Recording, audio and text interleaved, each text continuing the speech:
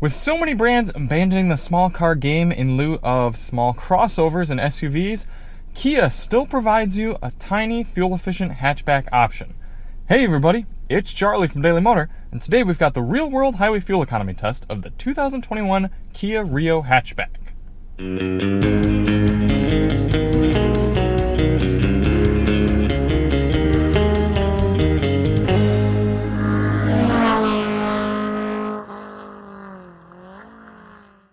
We're going to head out on the highway and do 50 miles out and 50 miles back, averaging 70 miles per hour to get you a realistic highway fuel economy number for this small hatch.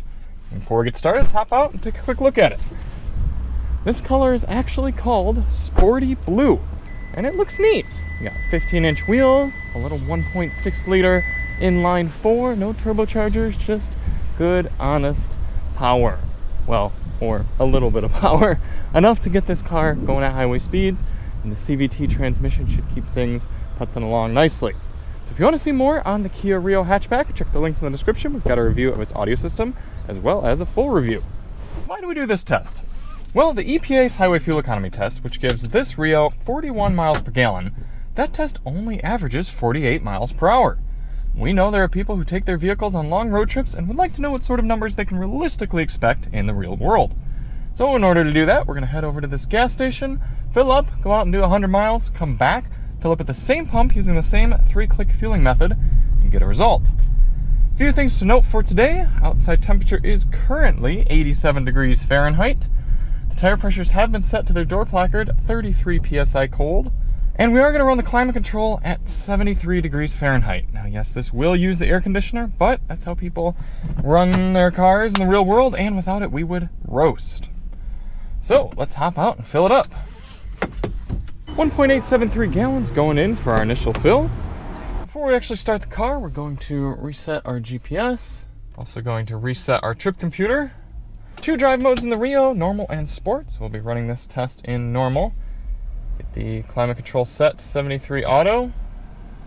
And we're ready to begin.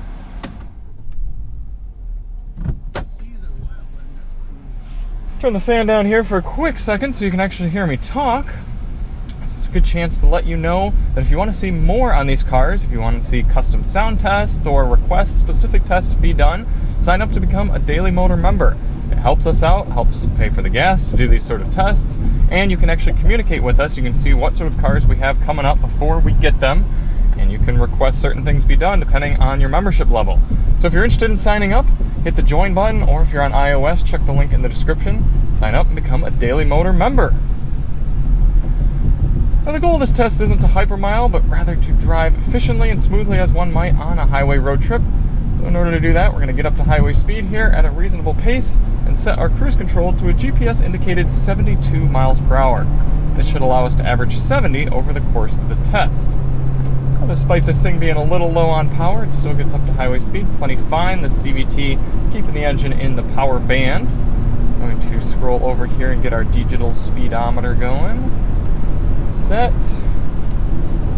Looks like the speedometer is it's about 1 mile per hour high, so I think 73 on the dash is going to give us 72 on the GPS. Let's see.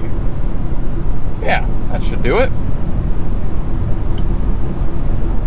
Initial highway observations for the Rio Hatch. Engine's sitting a little high. We're at 2,500 RPM. You can definitely hear it buzzing away, but this is a bit of an uphill section as well.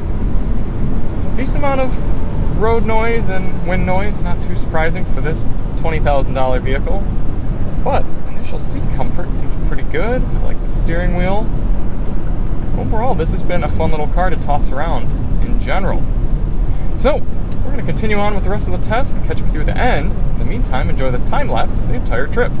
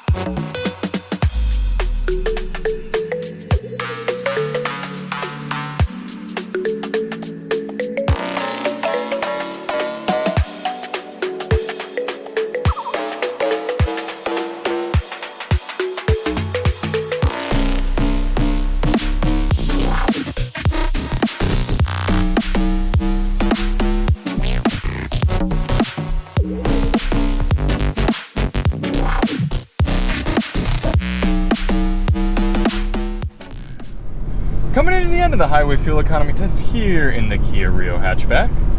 Very impressive numbers. We're looking at 44 miles per gallon flat on the dash as it stands.